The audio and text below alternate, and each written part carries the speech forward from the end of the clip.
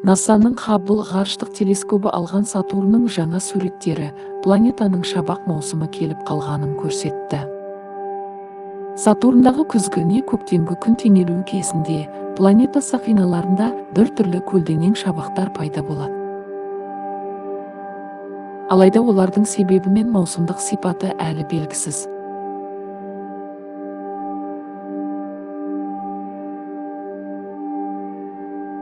Ғалымдар бұған планетаның магнит өрісі себепші деп болжайды.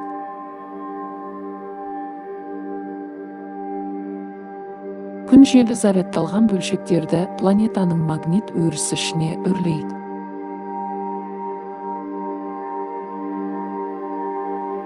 Жерде олар солтүстік пен оңтүстік шұғылаларын туғызады.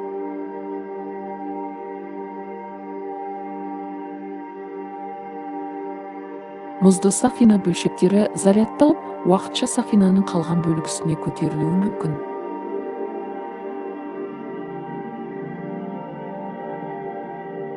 Күзгі күн теңелуі нүктесінде 2025 жылғы мамыр шабақтар анығырақ көрінуі тиіс.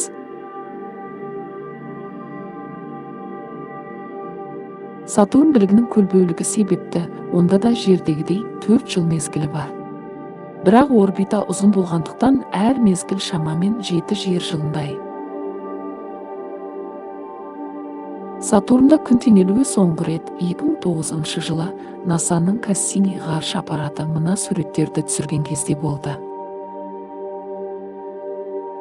2017 жылы Кассини миссиясы аяқталған соң Сатурнды бақылауды Хаббл жалғастырды.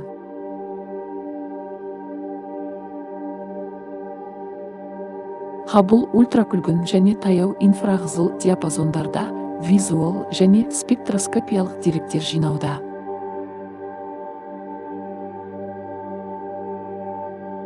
Бұл деректер шабақ құбылысының толығырақ бейнесін құрап, сақина физикасының қыр-сырын ашады.